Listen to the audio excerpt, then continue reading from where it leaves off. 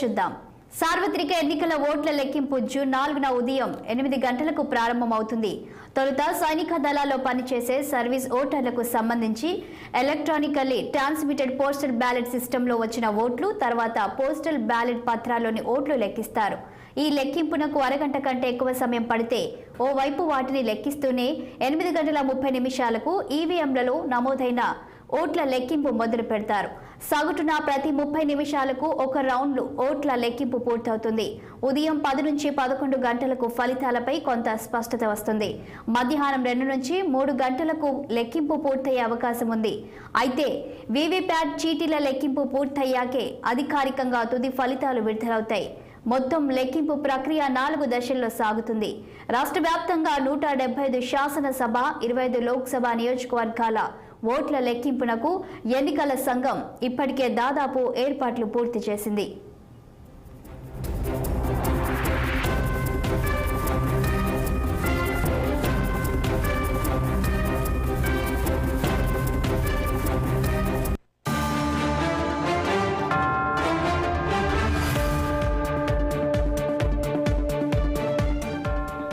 ఓట్ల లెక్కింపు విధుల్లో ఉన్న సిబ్బంది అంతా ఉదయం 4 గంటలకే కేంద్రాలకు చేరుకుంటారు. వారు ఏ టేబుల్ వద్ద ఉండాలో ఉదయం 5 గంటలకు అధికారులు చెబుతారు. తర్వాత తమకు కేటాయించిన టేబుల్ వద్దకు చేరుకుంటారు. ఆ నియోజకవర్గం రిటర్నింగ్ అధికారి, కౌంటింగ్ సిబ్బంది అందరితో కౌంటింగ్ గోప్యతపై ప్రమాణం చేయిస్తారు. తర్వాత నిర్దేశిత సమయానికి లెక్కింపు ప్రారంభమవుతుంది. కౌంటింగ్ సిబ్బందికి విధుల కేటాయింపు ప్రక్రియ ర్యాండమైజేషన్ ద్వారా 3 దశల్లో జరుగుతుంది. ఓట్ల లెక్కింపు ప్రారంభానికి ముందు పోటీలో ఉన్న అభ్యర్థులు వారి ఏజెంట్ల సమక్షంలో స్ట్రాంగ్ రూమ్లను తెరుస్తారు. వాటిలోని ఈవీఎంలను లెక్కింపు టేబుళ్లపైకి చేరుస్తారు.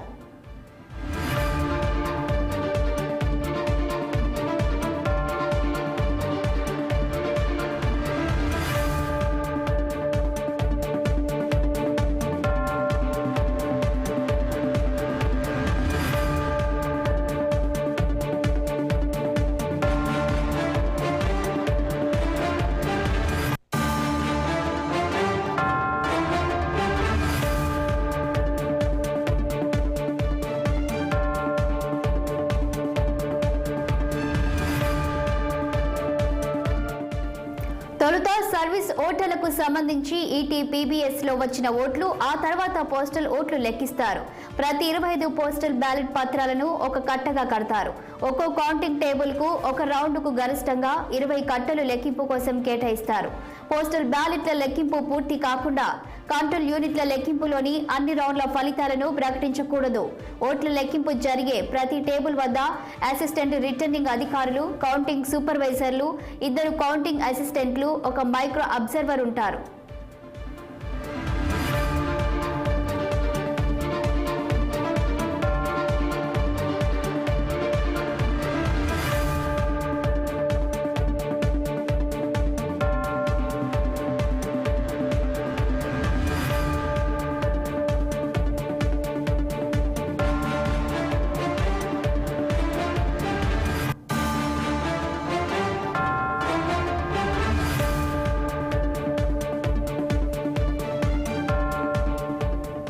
ఈవీఎంలలో నమోదైన ఓట్ల లెక్కింపు కోసం ఒక్కో శాసనసభ నియోజకవర్గానికి 14 చొప్పున కౌంటింగ్ టేబుళ్లను ఏర్పాటు చేస్తారు. ఆయా నియోజకవర్గాల్లోని పోలింగ్ కేంద్రాల సీరియల్ నంబర్ ఆధారంగా ఈవీఎంలలోని ఓట్ల లెక్కింపు చేపడతారు. ఉదాహరణకు ఒక శాసనసభ నియోజకవర్గానికి 14 కౌంటింగ్ టేబుల్ ఏర్పాటు చేశారనుకుంటే ఆ నియోజకవర్గంలో సీరియల్ నంబర్ 1 నుంచి 14 వరకు ఉన్న పోలింగ్ కేంద్రాల్లోని ఈవీఎంలలోని ఓట్లను తొలుత లెక్కిస్తారు. వాటన్నింటి లెక్కింపు పూర్తయితే ఒక రౌండ్ పూర్తయినట్టు. ఆ తర్వాత సీరియల్ నంబర్ 15 నుంచి 29 వరకు ఉన్న పోలింగ్ కేంద్రాల ఈవీఎంలలోని ఓట్లు లెక్కిస్తారు. అప్పుడు 2వ రౌండ్ పూర్తయినట్లు. ఎక్కడైనా పోలింగ్ కేంద్రం సీరియల్ సంఖ్యకు అనుబంధంగా ABC వంటి బై నెంబర్లు ఉంటే వాటిని విడిగా ఒక పోలింగ్ కేంద్రంగానే పరిగణించి కౌంటింగ్ టేబుల్ కేటాయిస్తారు.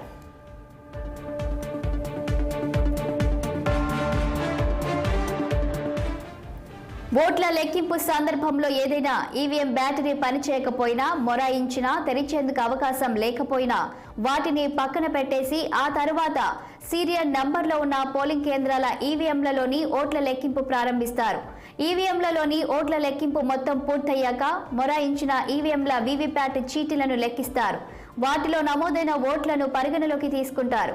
ఈవీఎంలలో నమోదైన ఓట్ల తుది రౌండ్ లెక్కింపు మొత్తం పూర్తయి వాటిని సరిచూసుకొని నిర్ధారించుకున్న తర్వాత వీవీప్యాట్ చీటీల లెక్కింపు ప్రారంభమవుతుంది. నియోజకవర్గం పరిధిలో ఎన్ని పోలింగ్ కేంద్రాలుంటే అన్ని సంఖ్యలను కాగితంపై రాసి లాటరీ విధానంలో 5 కార్డులు తీస్తారు. మొరాయించిన ఈవీఎంల పోలింగ్ కేంద్రాలను మాక్ పోల్ వీవీప్యాట్ చీటీలను తొలగించని పోలింగ్ కేంద్రాలను లాటరీ నుంచి మినహాయిస్తారు.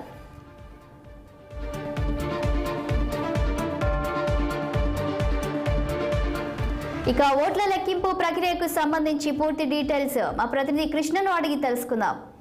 కృష్ణ, చెప్పండి, ఇక రేపు జరగబోతున్న ఈ ఓట్ల లెక్కింపు ప్రక్రియ అనేది ఏ విధంగా ఉంటుంది? పూర్తి డీటెయిల్స్ ఏంటి? Good morning Shalini. ఏదైతే ఆంధ్రప్రదేశ్ లో జరిగినటువంటి సార్వత్రిక ఎన్నికలకు మరి కొద్ది గంటల్లోనే ఏదైతే ఇప్పటి వరకు ఉత్కంఠ భరితంగా చూస్తున్నటువంటి భౌతిక మరి కొన్ని గంటల్లో అయితే తేలనున్నట్లు చూస్తా ఉన్నాం.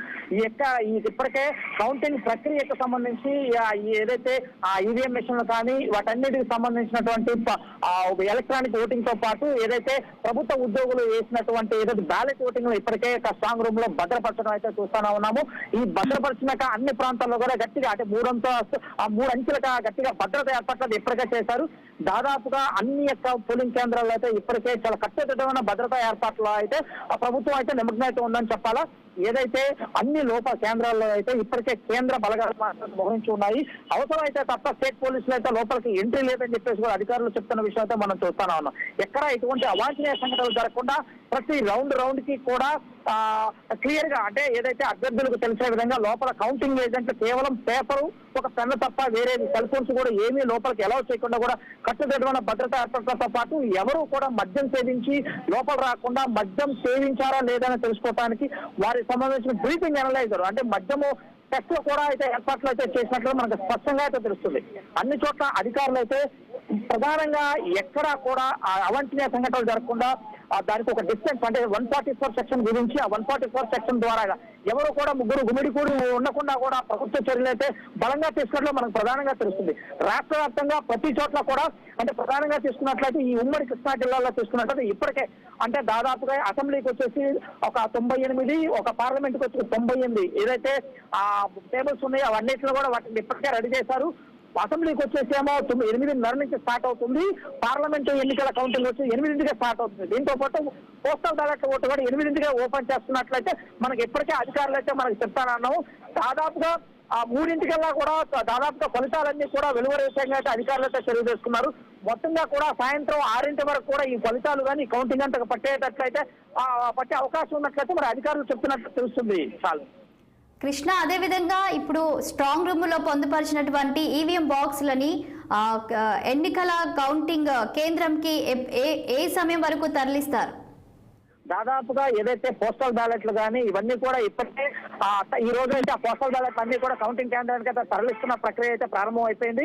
ఏదైతే ఆ ఈవీఎం స్ట్రాంగ్ రూమ్ లో ఏర్పాటు చేసినటువంటి అంటే అక్కడ బందోబస్తులో ఏర్పాటు చేసినటువంటి అన్ని కూడా రేపు ఉదయం కల్లా వాటన్నిటిలో కూడా ఆ టేబుల్ వద్దకు అయితే చేరుస్తారు. ఏదైతే కౌంటింగ్ ఏజెంట్లు ఆర్ఓలు మధ్య మాత్రం వాటన్నిటి మధ్యలో ఏదైతే చట్ట ప్రకారం ఆ రోజు సీజ్ చేస్తారో ఆ విధంగా అధికారులందరూ కూడా ఆ రోజు ఉన్న అందరిలో కూడా వచ్చిన తర్వాత వారందరి సమక్షంలో అయితే ఆ హాలలో ఏదైతే ఎన్నికల కౌంటింగ్ హాలలో ఏర్పాటు చేస్తున్న టేబుల్ పై అయితే తీసుకొస్తారు. ఇదే కాకుండా ఏదైతే ఎన్నికల ప్రక్రియలో మొదటిగా ఈవీఎంలు దానికన్నా ముందు కూడా పోస్టల్ బ్యాలెట్ ఓటింగ్ లెక్కింపు అయితే జరుగుతుంది. తద్వారా ఎలక్ట్రానిక్ ఈవీఎం మిషన్లు ఓపెన్ చేస్తారు. ఒకవేళ ఈవీఎం మిషన్స్ కానీ ఎక్కడైనా మొరాయించి కానీ ఎక్కడైనా బ్యాటరీ ప్రాబ్లం ఉన్నా కూడా అవి పని చేయవు అని ధృవీకరించుకున్న తర్వాత మాత్రమే ఆ వీవీప్యాట్ లో ఉన్నటువంటి స్లిప్పులను కౌంటింగ్ చేస్తామని చెప్పి అధికారులు ఇప్పటికే మనకు తెలియజేసిన విషయం అయితే మనకి స్పష్టంగా తెలుసు. Thank you Krishna.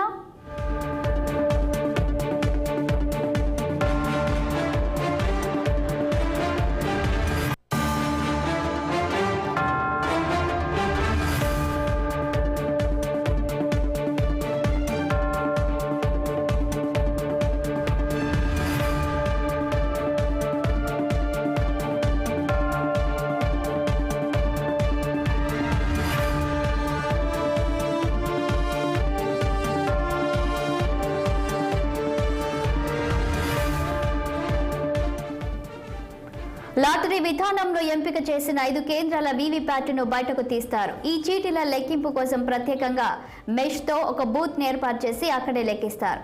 ఈవీఎంలలో అభ్యర్థులకు నమోదైన ఓట్లకు వీవీప్యాట్ చీటీల్లో వచ్చిన ఓట్లకు మధ్య వ్యత్యాసం వస్తే రెండోసారి మూడోసారి లెక్కిస్తారు. అప్పటికీ తేడా వస్తే వీవీప్యాట్ చీటీలోని ఓట్లనే పరిగణలోకి తీసుకొని తుది ఫలితాలు ప్రకటిస్తారు.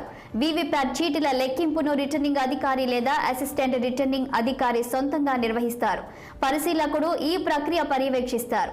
ఈ వీవీప్యాట్ చీటీల లెక్కింపు ప్రక్రియ పూర్తయ్యాకే అధికారికంగా ఫలితాలు వెల్లడిస్తారు.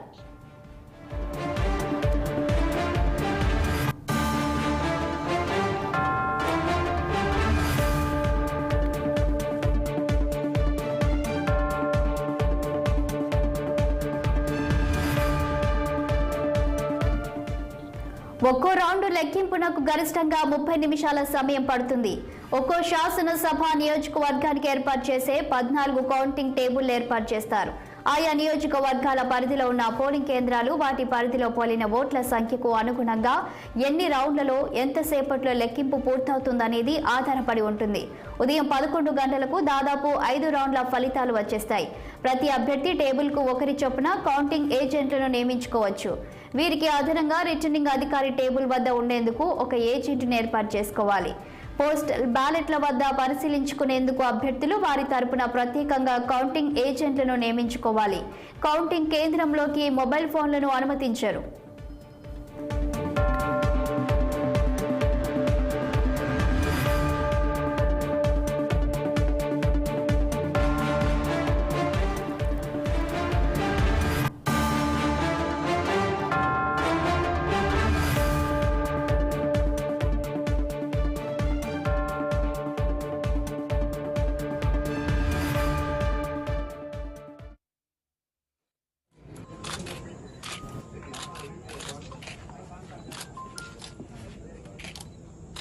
क्या मतलब लाख लाख